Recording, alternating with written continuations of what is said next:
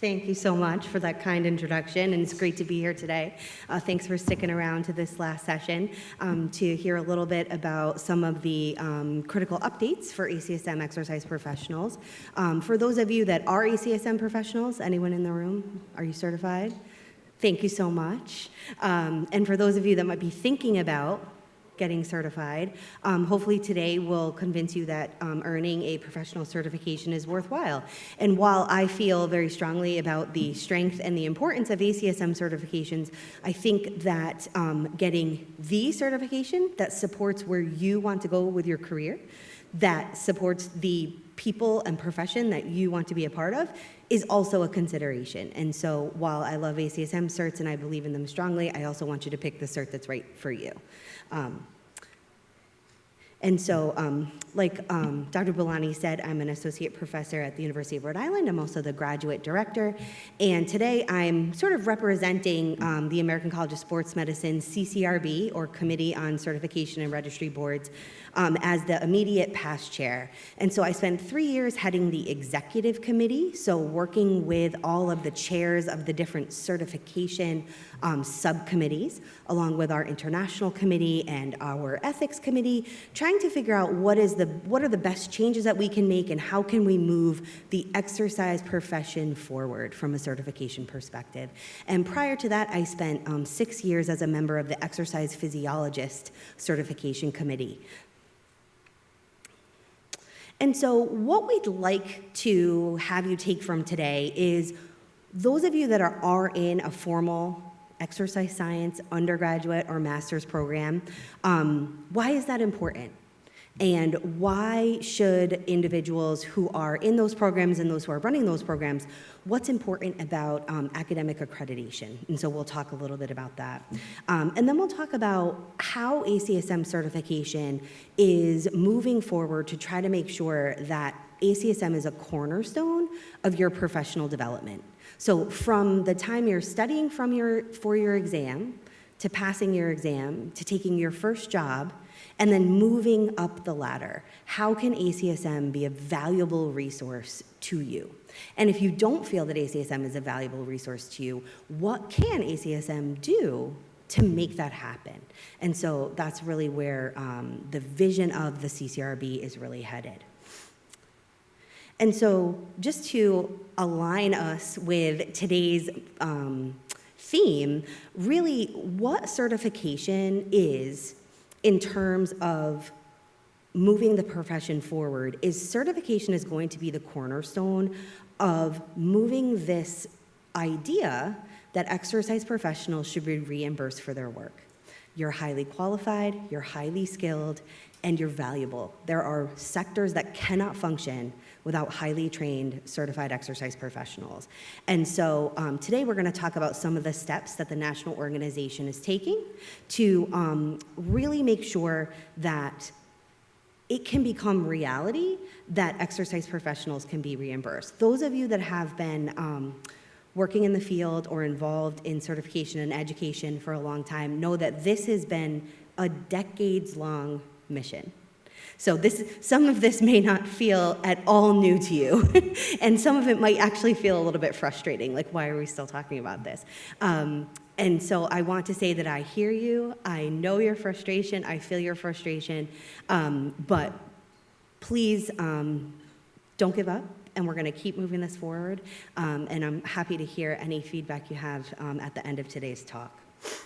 But also, did everyone just get their invitation to complete the newest fitness trends survey that just arrived this week in the inbox? So don't forget to support the team over at the Health Fitness Journal and the Worldwide Fitness Trends by taking a look at that and filling it out. So one of the other things that I want to just make sure that everyone's clear on, every time we start a new class or we start a new semester, we need to set the level, right? We do need to do a little level setting and make sure we're all speaking the same language. And so you'll often hear certification, accreditation, and registration. You may be hearing those terms used interchangeably, but in the accreditation, certification, and registry worlds, those particular aspects are quite unique. all right? So certification is an independent verification of someone's skills, knowledge, and abilities, that they have the minimum to enter the profession and then ongoing professional competency, and they do their job with ethical standards.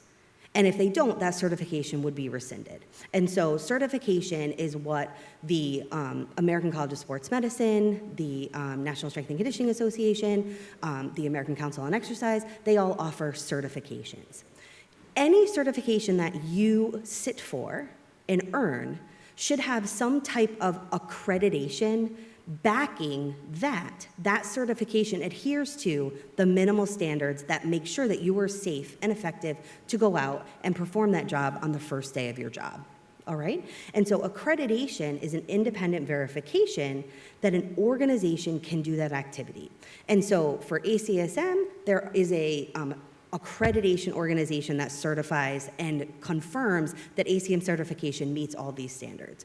You may have also heard about academic accreditation. So that says that your particular academic program at your university is teaching you the skills, knowledge, and abilities that are associated with the job at hand.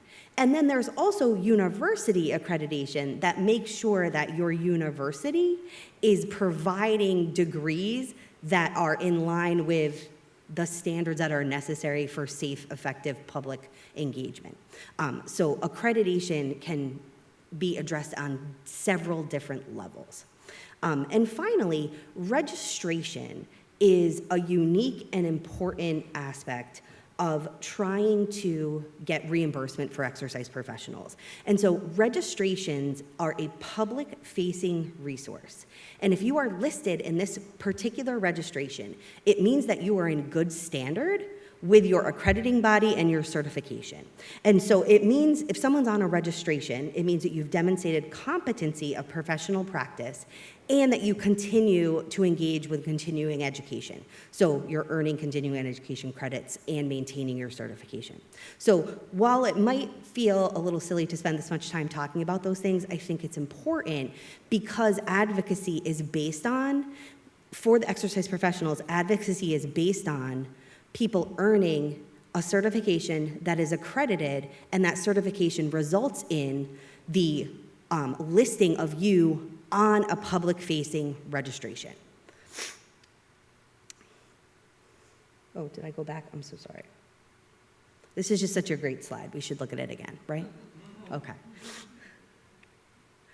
All right. So additionally, if you're not heavily involved in ACSM, you might not know that they've spent the last several years doing some brand exploration and a lot of deep conversation and strategic planning. And they've created a new vision for the college. And the vision is to extend and enrich the lives through the power of movement, which I think all of us here are committed to doing something along those lines. And so once ACSM as a large organization or a parent organization decided to do that type of planning, the certification board took it upon themselves to also have a strategic planning meeting and try to figure out where do we fit as a subset of this larger organization. And so the CCRB, or the certification board, has aligned their mission with ACSM's overall vision. And the CCRB is committed to advancing the credibility and integrity of ACSM certified professionals through career-long development with evidence-based practices to benefit all. So basically, anything that you learn from an ACSM certified professional, anything you study from for an ACSM certified exam, will be evidence-based, and it will be targeted at increasing the enjoyment and engagement of exercise for all people. I keep doing it. I really like that button. All right. It's also important to understand that while certification is part of the larger organization of ACSM, there's actually a firewall because of our accreditation standards that individuals like the Board of Trustees, the Admin Council, and the Executive Committee, which is the presidents, along with both the CEO and the staff at ACSM, can actually not influence directly what is covered in ACSM exams, what is covered in the study materials, or what is put on the exams. They can't influence pass rates. It is completely separate to maintain the integrity of those particular exams. And then those exams are designed by and encouraged for a group of standing subcommittees that serve under the certification chair and then under the direction of the National Director of Certification. And so you may be familiar with the fact that we do have a group exercise instructor, personal training, exercise physiologist, clinical exercise physiologist. Those are all of our core certifications. There's also a continuing education professional committee, an international standards committee, an ethics committee, and then we have a public member who's appointed, who's generally outside of the field, who provides industry insight, along with a member at large who is an appointed member who does a lot of outreach on behalf and does some surveying on behalf of the certification board. And then underneath each of those chair positions, there are subcommittees of 8 to 9 individuals who encompass all of the roles that we would see someone in that, with that certification play. And those folks are doing exam development, they're writing questions, they're making sure that all of the questions that are asked on those certification exams are actually related to something that someone would do on the job. And so if you've ever heard of a job task analysis, that's what the certification exams are designed to test. Can you safely and effectively engage in the job tasks associated with your title safely, and can our certification exam sort of forward-facing and public-facing and industry-facing say that you are competent to do so? And so that's what this group really works on. So excitingly, I know that at the University of Rhode Island, kinesiology is one of the top majors at our institution, and so we're really excited about that. I am sure at your schools, kinesiology is a super exciting major as well. But one of the blessings and the curse of the kinesiology degree, I often say, is you can do anything. You can do anything? Right? And so it can be a launching point for those of you that want to go into allied health. You want to do physical therapy, maybe you want to do PA, you want to go to med school, OT. So it gives you a wonderful background in human physiology and interaction with people. But what I would love to do is find a group of students who are so excited about exercise that they want to stay engaged. They want to work as exercise physiologists, strength and conditioning coaches. They want to work as clinical exercise physiologists. And for those individuals, if you look at the job growth, you're in a very good spot in that those who are classified as fitness trainers, instructors, and that does actually include exercise physiologists, so bachelor degree certified individuals. The job outlook is much faster than the average career, if you will. And these statistics are updated each year by the U.S. Bureau of Labor and Statistics. You'll notice that the median pay is here, and if you did look at any of these stats, the pay will change slightly based on where you are in the country, what is the cost of living, and so it's important to keep that in mind. I would still say we are underpaid and undervalued, and that's why we're doing some advocacy on the behalf of the certified exercise professional.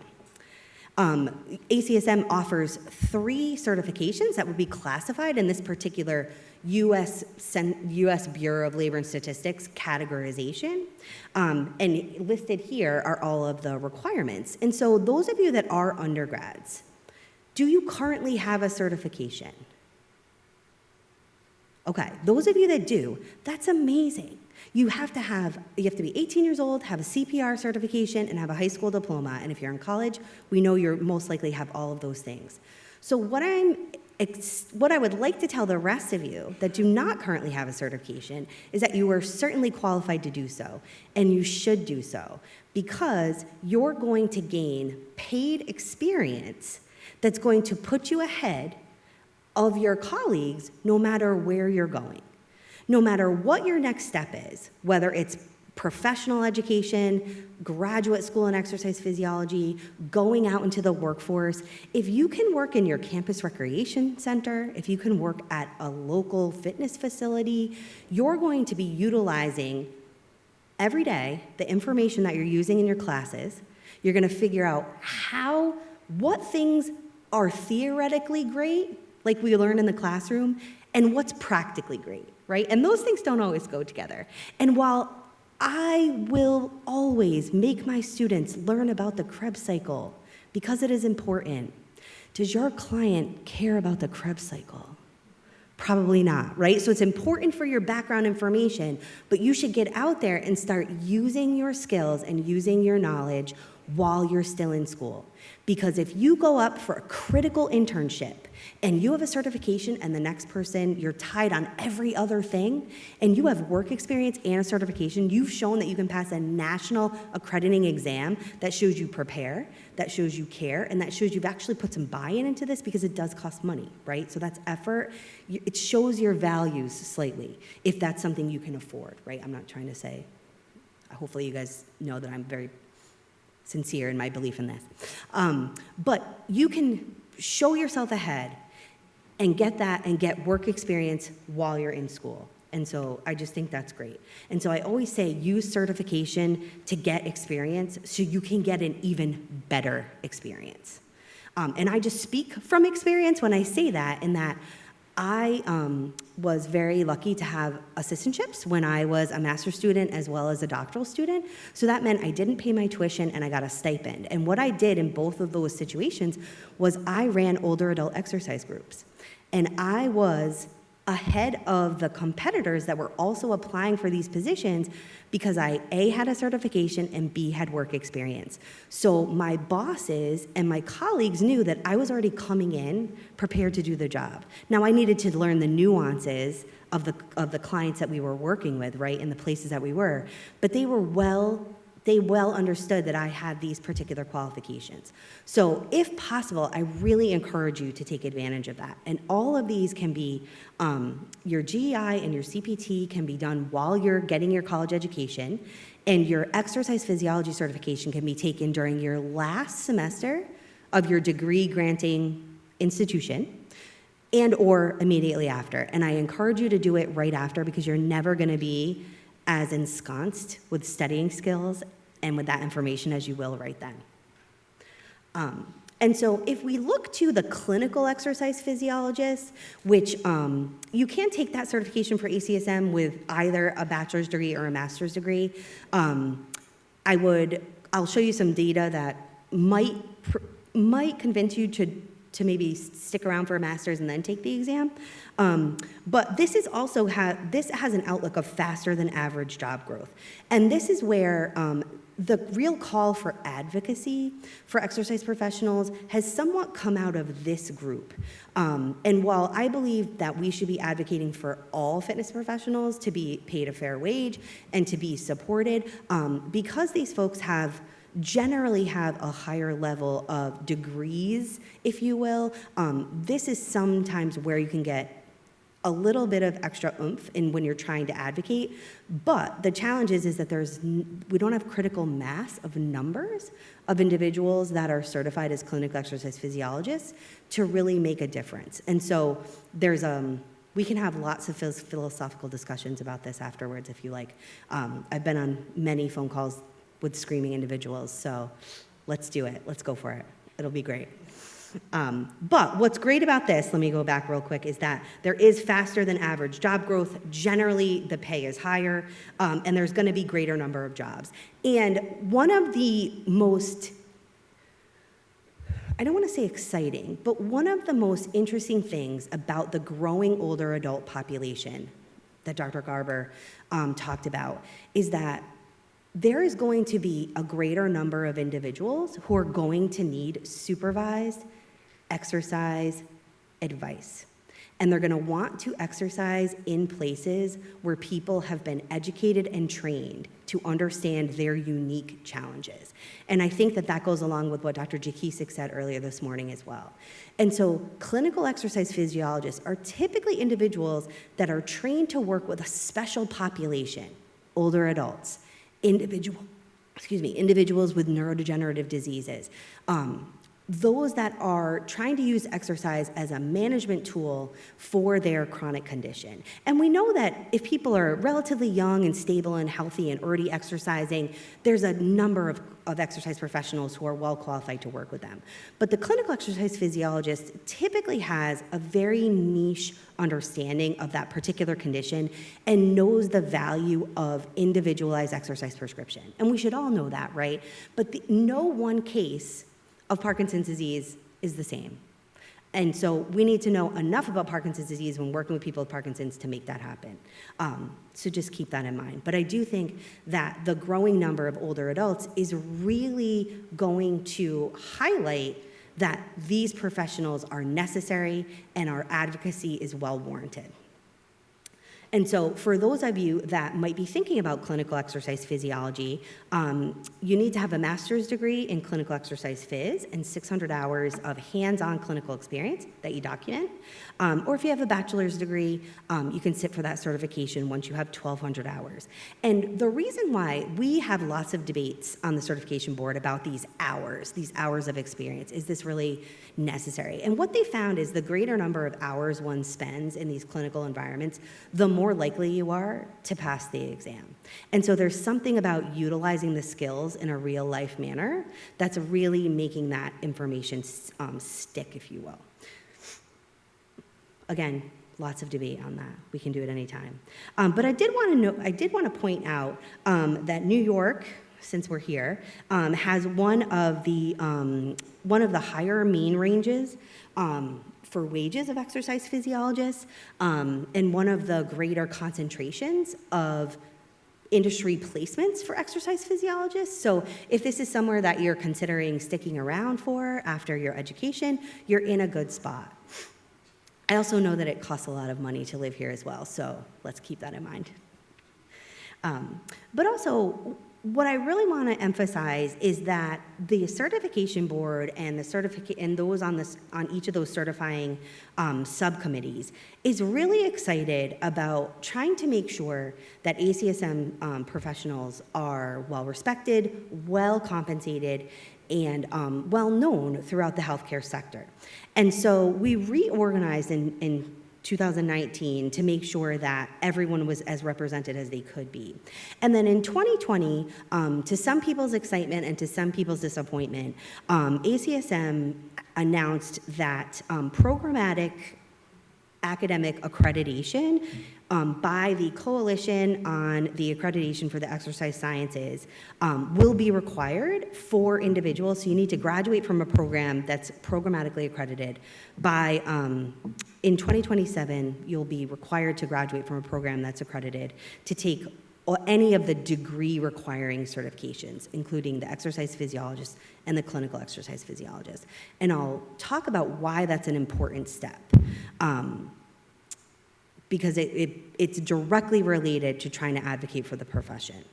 Next, what CCRB did was actually, ACSM has, and those of you that have been involved for a long time can agree or disagree, but ACSM has a bit of a history of having a bunch of people in a room and deciding what people want, rather than going out to the masses and say, what do you need?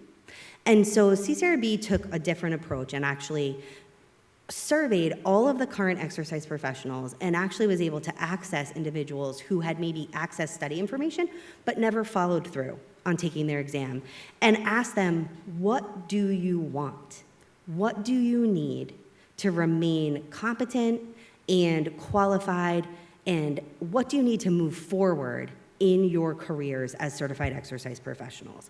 And so that particular stakeholder assessment led to the development of new preparation resources, new practice exams, and really contemporary approaches to continuing to exam preparation and continuing education. And so if you've accessed any of those revamped or redesigned or new programs, hopefully you feel that way. And then coming up over the next year or two, what will happen is now that we have the guidelines that we have our guidelines that come out regularly. Dr. Garber was an editor at one point, right? Probably the best ones, right? Yeah. And so each time those come out, what we do is we do a job task analysis for each of our certifications to ensure that what is being represented in the guidelines is actually what's happening in the real world where people are doing these jobs, and that our exams are actually testing and preparing people, and the studying is preparing you to go out and actually be a qualified and effective exercise professional. Sorry. And so one of the reasons we have a statistician as one of the consultants to the certification board is that we regularly look at who is passing exams. And unfortunately, the current pass rates are not as positive or as high as we would hope. Some of that can be attributed to the way learning happened over COVID, I believe. So we're trying to figure out how to make sure that we can best prepare individuals because these exams are reflecting what needs to be known in the field to be effective. And so, one of the considerations by many people is, should the CEP be offered to both bachelor's and master's degree individuals? Now, the number of people with bachelor's that take it is very low, but the pass rate is markedly higher for those with a master's degree as opposed to a bachelor's degree. So there's some concern there, but we like to show that there. The other thing that's important to notice is that our partner professions, like athletic training and strength and conditioning, we want to make sure that our exams, that people that are taking our exams are preparing well and passing at a similar rate. And so what we see is that individuals who are taking the clinical exercise physiologist exam are passing at a 63% rate in comparison to individuals that are taking the NSCA CSCS exam and the board exams for the NATA, or the athletic training. And so what that tells us, with the athletic training having a slightly higher pass rate, athletic trainers have to graduate from a programmatically accredited program. So the level of instruction and the content of that instruction is dictated by an accreditation board. And so some of their success is related to the structure of their undergraduate and graduate education. And so that is one of the signals that in exercise science, it may behoove us to take a position that we need to standardize information across curriculums. Now, COAS is the accrediting agency, if you will, associated that ACSM supports. They do not have any insight or any input into what COAS says is required for programmatic accreditation. And the nice thing about COAS is that they also don't tell you how you have to do it. They just tell you what outcomes need to be included, and then you can design your courses, your course curriculum, the name of your department, your internship experiences. You can design that however you like. They're just saying these are the core competencies. And so that's slightly different from the way they do accreditation for the athletic trainers as well as physical therapists. And so the goal of all of these moves by the certification board is to make sure that people are well prepared for certification, that they enter their early career with the skills necessary to be successful, that they can then move into specializations by improving and increasing their knowledge, skills, and abilities of special populations. And then hopefully, if they stick with ACSM, by the end of their career, they've seen growth and they've gotten educated and they understand what is necessary, and they've gotten the resources they need to move up in whatever aspect of exercise that they've decided to engage with. And so making sure that people can move into managerial roles where you're overseeing multiple people.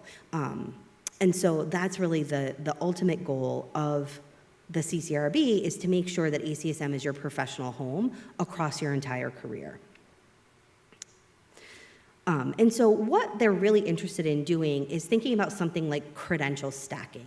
And so if you are to earn an ACSM exercise physiologist certification and you identify a knowledge skills gap on a particular population, say, then maybe you engage with the exercises medicine curriculum.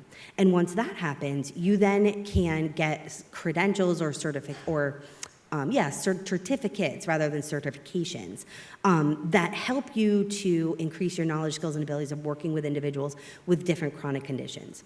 Individuals that are qualified at the clinical exercise physiologist standpoint, they may have that particular knowledge, and then they're going to go even deeper into getting more practice certifications. And so they're hoping to do some credential stacking as people move through their careers. And so that's sort of the vision.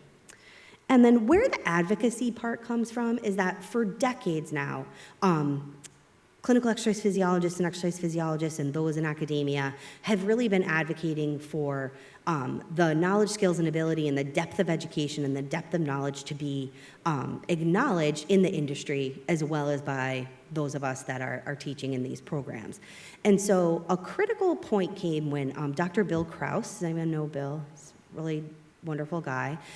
He's a physician that works at Duke, and he runs both a cardiac rehabilitation center as well as a cardiac research laboratory. And he runs, I would say, one of the most well-run cardiac facilities in the country. And he understands the critical need for well-trained exercise physiologists.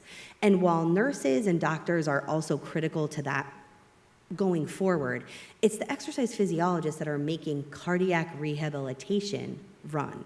They're the ones helping with the stress test. They're the ones watching the monitors every day. They're the ones making adjustments to exercise prescriptions based on people's progress. They understand heart rate, blood pressure, and medication responses to exercise. And they're the ones, boots on the ground, making this happen. And what happened was Dr. Krause went to HR and asked for a raise for his well-trained, master degreed, multiple credentialed individuals. And Bill Krause was told that exercise physiologists were low-level employees, which should feel awful for you to hear because it is the most untrue thing I've heard in the year of 2024, and there's a lot of that going on, right? And so we know that that's not true.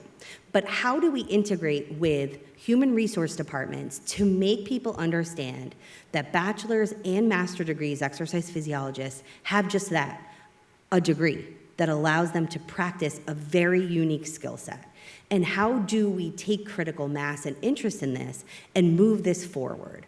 And so Dr. Krause, based on this interaction, was moved to work with ACSM and Monty Ward, who is the lobbyist on behalf of ACSM, to try to figure out what are the key steps at making exercise physiologists recognized as qualified healthcare professionals, or QHPs. And becoming a qualified healthcare professional would allow for billing for your services. And a lot of individuals believe that it's licensure that's the problem in that particular equation, and it's not. It's exercise physiologists must be recognized by QHPs, by the AMA, Healthcare Advising Committee. It's like the HPAC. Apologies. We have so many acronyms. Like, do you ever talk about your job to your parents or to your grandparents, and they're like, what is this alphabet soup that you're talking about?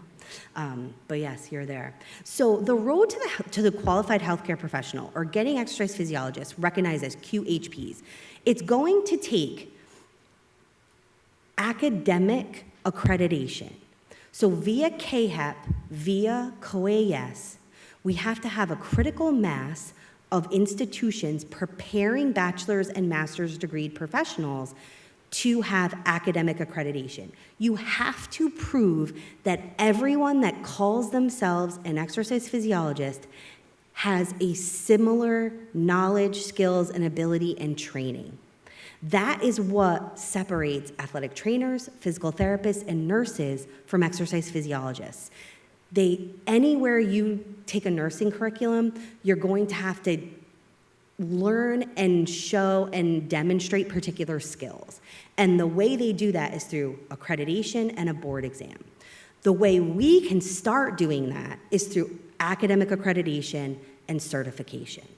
And so getting your programs academically accredited, encouraging students who want to pursue jobs in our field, to get certified, to maintain those certifications by continually developing and engaging in continuing education, like today.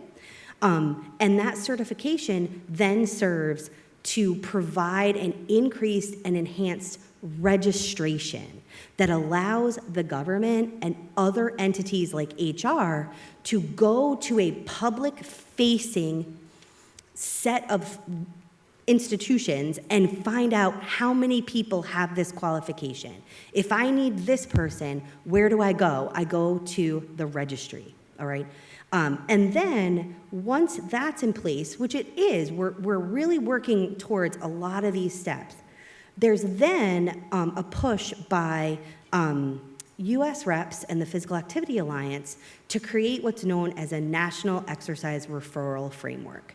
So really taking exercise as medicine and connecting exercise professionals with referring providers using the registry so that those providers can find the exercise professionals that they need for the patient, client, or participant that they want to prescribe exercise for. And so this is really the steps that ACSM and Dr. Krause and the Advocacy Task Force have been working towards. And so that National Exercise Referral Framework is an interprofessional, multi-sector approach to improving health and wellness with individuals with chronic disease. And the goal is to hopefully, once we have exercise physiologists recognized as qualified healthcare providers, is to get what they call Cat 3 codes that you can bill for. All right. Right now, those codes are run through nurses or other allied health professionals that have billable situations, and exercise physiologists do not currently have that. And so the advocacy right now is aimed at getting recognized as a QHP so that those particular Category 3 codes can be acknowledged, created, and billed for. And I can tell you that that is as much as I know about the process, and I can send you to Monty if you want more.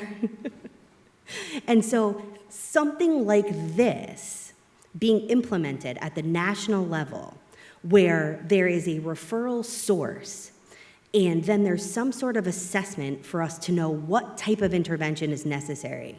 And then from that referral to assessment to intervention, who is the recipient of that referral, right? And then how do we make sure that if they're referred, they're continuing to get high quality care?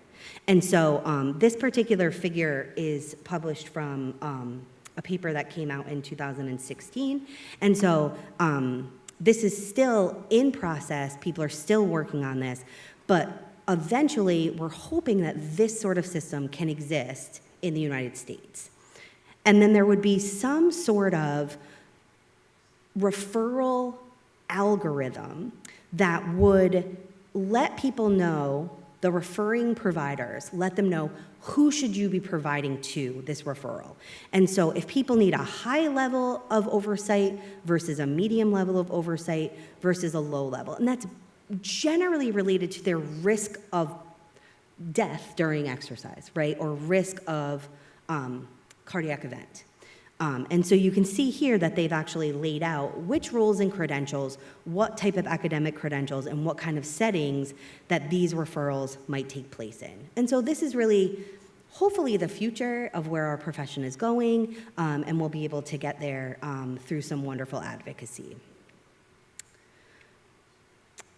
And so right now, to try to get more traction with the AMA HPAC, their insights to any applications that we've made thus far have said that they support, but they've sort of deferred to services in other situations. And so we need to actually show critical mass for exercise physiologists by getting those that have clinical exercise physiology certifications registered with national provider identification numbers, or MPIs. And we need to show that if there were this exercise referral framework, that we actually have enough facilities that could serve this substantial population that needs work. And I think we have it. I just think students are not always encouraged to pursue these opportunities because they don't know they're there. the job titles are different, and they're not compensated for the amount of education that they have. And while I love my work, and I know that we don't work a day in our lives if we're happy, but our landlords don't think that way, right? We have to be able to live in the place well and have a nice quality of life while also doing our labor of love. And so what can you do? What are the takeaways here? If you're a faculty member and your program isn't programmatically accredited through COAS, I would consider maybe thinking about that. The hardest part is the self-study, figuring out, are you meeting all these outcomes? Gina Cortese-Shipley is wonderful at helping you to do that. Walt Thompson feels really strongly about this. I don't know if you guys know Walt, but he's offered his mentoring services for free. So please reach out to COAS if that's something you're thinking about. I've been a site visitor, so I can tell you about that. You can reach out to me. If you're a student, get out there and get some experience. Do some internships. Go figure out what part of this field really, really resonates with you, what part makes you feel like you're making a difference, because you're making a difference in every part that you participate in. Get a certification right now, continue learning, get a certification, and get the certification that works for your career stage and where your career is headed. And that's gonna take you being cognizant of what is the standard in my field, okay? So that takes a little bit of research. And then finally, if you're sitting in this room and you are a certified clinical exercise physiologist and you don't already have an individual national provider identification number, you might work at a facility that has NPI number, but you personally, with that certification, can get an NPI. And so I highly recommend that you do that. That helps us to show the number of professionals with this training within a national perspective. And so these slides that I presented today were created with the assistance of and the guidance of Francis Nerick, who is the National Director of Certification at ACSM. And he's also a board member of the registry that ACSM professionals are currently registered with, which is CREP. He is a board member of COAS, which is supported by CAHEP, which is our accrediting bodies. And so he would love to hear from you. I also just want to put it out there, if you are a certified exercise physiologist, if you are a certified exercise professional on any level, there are opportunities for you to volunteer at ACSM on behalf of certification. You can write questions, you can do these presentations across the country, and there's typically a yearly call for volunteers to join our subcommittees. So do not be afraid to put in an application. It is imperative that we have individuals at all stages of their careers, young, mid, and senior. And it's imperative that we have buy-in from certifieds along the spectrum from group exercise to clinical exercise physiologists. And so Francis and I welcome any feedback you have. You can email us at any time, and I'll pass it along to the current chair of the CCRB, who is Lauren Corzan, who works for Optum Health at the CDC in corporate wellness, and she's terrific. So thank you so much for your attention. I hope this was a little bit informative, and I'm happy to take questions or have discussions after. So thank you. Thank you, Christy. So questions? Whoops. First, I just want to thank you for all the work that you've done for all of us, because I don't think most people here understand what a large workload being chair of the certification committee involves, and all of the amazing advances that have occurred under your leadership. So I just want to thank you for efforts on behalf of all of us, because it's so important. And I believe there was one of the specialty for the cancer, I forgot what it's called. I was looking. I think it's a certified cancer specialist. Yeah, but there's also one of the ones that's going into CMS. Yes. And I can't remember exactly, but I know it was approved by the Board of Trustees of ACSM and went in and included physical therapists and exercise physiologists. So yes, so they're making great strides in getting exercise professionals recognized to work with in the cancer survivor programs. And so hopefully that will continue to move forward. And Katie Schmitz has been a tireless advocate on behalf of individuals with cancer. And so we should see some movement there. I'll also say that the absolute best part of volunteering with ACSM is meeting people, coming to meetings, interacting with engaged and passionate exercise professionals across the realm. And while some weeks I had a 20 to 30-hour unpaid position for ACSM, it was one of the highlights of my career to have this position and to engage at this level. It feels really important. You don't always feel like you're making a difference, but this is something that really does make it feel like you're making a difference. So thank you so much for saying that. Hi. Hi, thank you for this amazing presentation. My name is Gali. I'm from York College, CUNY, and I proudly say that I'm one of 3 accredited programs in New York. Excellent. It's not excellent, because it's only 3. Well, it's excellent for you and I know. excellent for the other 2, and you're inspiring others. And yes, it is I have disappointing. difficulty inspiring, unfortunately. Yeah. Can you And- speak a little closer to the mic? It's hard to hear. Okay. Carol, and now I'm getting Makes your... me feel uncomfortable. So what do you tell people that I try to tell them? Because I'm also a site visitor. I'm extremely involved in COES. I just had a site visit on last Friday. People tell me it's not worth it. It's too much work. Why should I do that?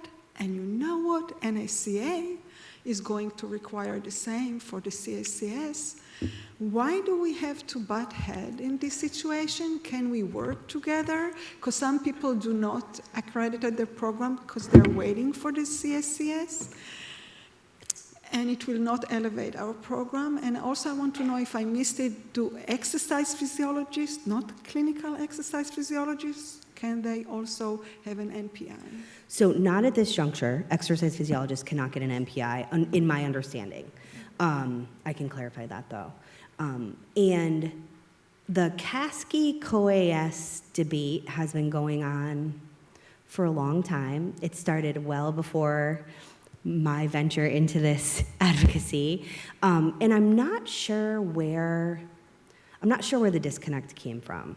But at this juncture, any attempt that I know at trying to make these 2 things coexist have not been received in a positive manner.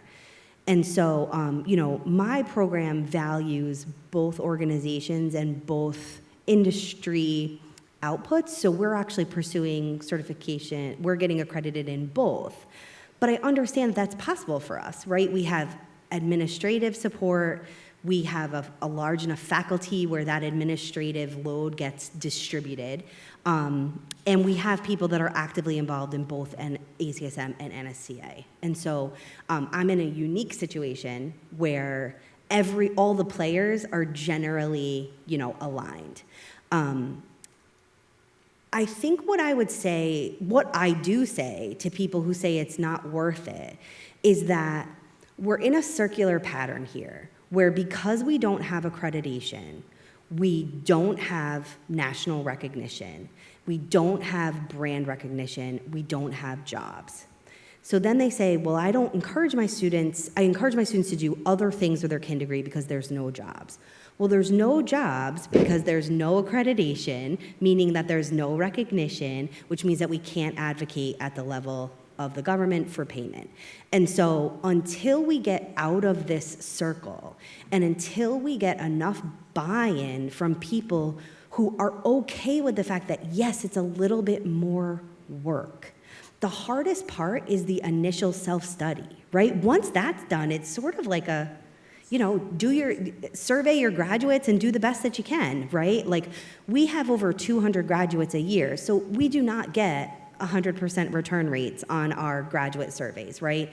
But we do the best that we can because it also helps us to figure out what skills are our students missing. When we talk to their employers, what were they doing well, what they're not, and it really just encourages us to make the program stronger. So I don't have a magic answer, and it's especially hard because I think So, depending on where you work and the values of your school, teaching programs, smaller teaching programs might value this more than, say, a research institution, right? And right now, everyone at every institution is really being asked to do more with less. I don't know if everyone else feels that way, but that's what it's going on where I am. And so it feels really hard to add one more thing. But unfortunately, until we can get critical mass and show the powers that be that everyone in our field is trained similarly, and the way you do that is through accreditation. Until we can show that, we can't make tracks on the other things that are important to people. And so we can talk till we're blue in the face about how this has been tried for 20 some odd years, and we can talk about licensure, but bottom line is, the first step that has been told to us by the AMA is that you need to prove that you are training your students in a similar fashion and sending people out with the same knowledge, skills, and abilities to do your job. And so I would say that, I think, but I'm happy to discuss it at any point. If anyone is interested, I'm always happy to give talks, virtual talks to your students about certification. I'm happy to talk to your administrators. They might laugh, but we've had these discussions regularly. I also have to say that in my dean's office, there is a kinesiology faculty member, so that also helps. Not that I'm advocating for you to leave your department and move up, but but that also helps, is knowing someone, having someone in those positions where these decisions are ultimately made that supports you and understands the importance of these changes. So thank you for being accredited, and thank you for doing site visits. Thank you. Thank you. Hi, Zacharias Papadakis, Berg University from Miami Shores, Florida. So my program as well is one of the only one in South Florida that's accredited. I'm the coordinator of the excise fees program, and also I'm a site visitor evaluator. So I would like to raise two questions that relate to that stuff. One is regarding the students. So the students, they claim that they don't take the exam because it's too expensive. So I'm wondering if the ACSM is considering to give some coupons or something in order to reduce the price in order to be competitive, because as you said earlier, we need to prove that we have a mass, we have a volume of people that have this certification in order to make changes. And the other thing is, as like a program coordinator, I face a problem on how to enforce my students to take this certification. So I have thought that, let's say, put in a class itself and give a grade, that's one that Walt Thompson actually advised me to do that. But then we had pushback from administration that we cannot force the students to take something outside of the curriculum. But the thing is that in 2027, I think all the programs, they have to be accredited by COAS. And then going down this road will be advisable for the ACSM and COAS actually to say that the curriculum needs to have this certification embedded to their exams. So you don't graduate with a Bachelor of Science unless actually you take and pass this certification. So are those things that maybe ACSM is considering to do, to reduce this price and maybe to force to take these exams? Do you know Mayor McGall? Do you know Mayor? He's fantastic at North Carolina Wesleyan. Yeah. So at their program, they do have that built in, and they have a class built in where the student fee pays for the exam. The other thing that's on the horizon for those of you that are faculty members that would like to offer these exams is ACSM is in discussion. It's not finalized, but with a company that would allow you to give the exams on campus. Oh, that's fantastic. Because I think one of the hardest parts is not only do you have to get them to sign up and pay for it, then you have to get them to show up. So they either have to go to a testing center or they have to do the online proctoring, but there's some limitations there where you can't use the bathroom. If you have a disability, it can be very difficult. They want you to come in. So there's definitely limitations there, but that has been on the forefront of most academics' minds who would like to enforce this. We need to be able to do it on our campuses, right? We need to be able to be in the room, check the attendance, make sure everyone's there. And so I hope that'll be a positive movement. I think the cost of exams, the challenge is that everything is getting more expensive, right? The individuals that proctor the exams, the statisticians and the psychometricians that help to create the exams, everyone's price point is increasing. And so at this point, again, I can't speak from any business perspective. I would hope that the exams will stay regularly they'll stay where they are, and perhaps just in discussions with Francis and maybe others, we can figure out some sort of system where students could apply for help, right? A scholarship or something like that.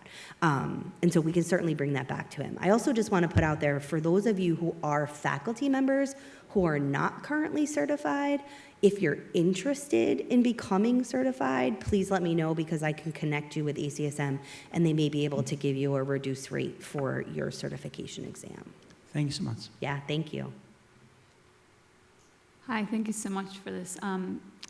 I have about 1 million questions. I'm going to try to keep it short. I was going to say, I also just want to let all of you know, what is your name? I'm Karen Hosick. I'm the coordinator of the exercise science program at Hudson County Community College. Amazing. I was going to say, Karen, I want you in all of my courses because you're a nodder. I can tell you're listening. You know, I'm a faculty. I You're like a to give faculty feedback. member. I love it. Well, that's great. And I think community colleges are also a place where amazing teaching and amazing engagement is happening.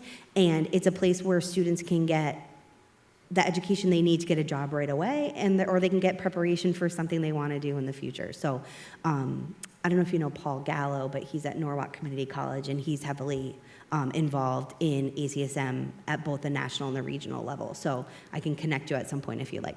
That sounds great. So I am afraid to say this out loud, but so we certify students in personal training through the NASM curriculum, and part of that is because I know, I'm sorry, I'll walk out. Hey, but we have to deal in realities. You're right, So. and I use a lot of ACSM curriculum in our exercise science program, but the reason we chose that was when we went around to our community, to the fitness centers, and said, what certifications? Half of them were like, I don't even know what ACSM is, I've never even heard of ACSM. So is there any push to also market ourselves more in the fitness arena? Because I understand we're very focused clinically, but I really see the benefit of maybe focusing a little more on the fitness area. Well, absolutely. And what are all of the NASM materials based on? Right, it's ACSM materials. Mm-hmm. The difference is NASM is a for-profit company, and they have a lot of advertising budget, and they have a sales staff that dwarfs any resources that ACSM has. So part of that is simply their business model, and they're also very aggressive at connecting with faculty, providing vouchers, providing materials. And so we've had lots of conversations about that, knowing that our certification is as good, if not better, right? And trying to educate everyone, right, about the importance of a high quality certification. And so obviously we've not done a wonderful job of that.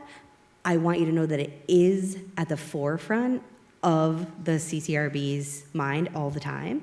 And I will bring this back to them to say, hey, any efforts we're making are not quite as far-reaching or as deep as we need them to be. So they can put that back on their list of things to consider. But So my only other question would be, Sure. for a community college with an associate's degree, is it worth going through accreditation through COAS? And do you have any community colleges who have gone through that? you know, I can't answer that with any certainty, but it might be worth a chat with Ben Thompson, he has a leadership role in COAS, or Gina Cortez Shipley, who's like the executive director of COAS, and they're so responsive and so great, and they'll just honestly help you through that. So if we can exchange information, and then you can email me and I can send you their contact. Thank you so much. So that'd be great. Thank you so much. Okay, last question. You also may attend all of my courses. So as probably one of the few people who runs an exercise physiology department and hires exercise physiologists, I am so thankful that you are presenting this right now, because great. I just presented to the directors and HR at my institution in order to get a clinical ladder and equitable pay for exercise physiologists. And the roadblock we have is that nobody else understands the fact that we don't have a standardized curriculum for school and we don't have licensure. Yes. Right? And so that's one thought, so thank you for that. But then also, knowing that ATCs are going towards the doctorate route coming up, has that been in conversations as well? So the challenge is that PT moved towards a clinical doctorate, AT is going to master's degrees and potentially moving, OTs have done the same. I don't necessarily think from the data that I've seen that they're getting the return on investment that they thought they were going to get by making those moves. There is one clinical exercise physiology doctorate in the country at the University of Illinois, Chicago. And that's a wonderful program. Jamal Osbeck is, tops. But I just don't know that changing the barrier to entry by increasing the cost of education and the amount of education is actually going to increase the quality of care provided. And so I don't know. That's my personal take on it, is that don't we want to be inclusive and figure out what training is necessary to make sure that everyone's getting high quality care, and is adding letters after our name really the key to that happening, especially in light of other peer professions not necessarily seeing a change in their billable content based on that change. Sure, it comes back to salary differential though. Exactly, So if you're exactly. comparing those, Yeah, have the but same I also opportunity for that. think it might be worth, if you'd like to connect with Bill Kraus to talk about that HR salary thing, and Matt Thomas, do you know Matt Thomas? He's in Tennessee. He's done some incredible advocacy work. He works in the largest healthcare system in Tennessee and has done these sort of like rounds with the HRs. So he might be a good resource as well that I can connect you with. So thank you so much. Thank you again for your attention at the end of the day. This has been a great meeting, and thanks for having me.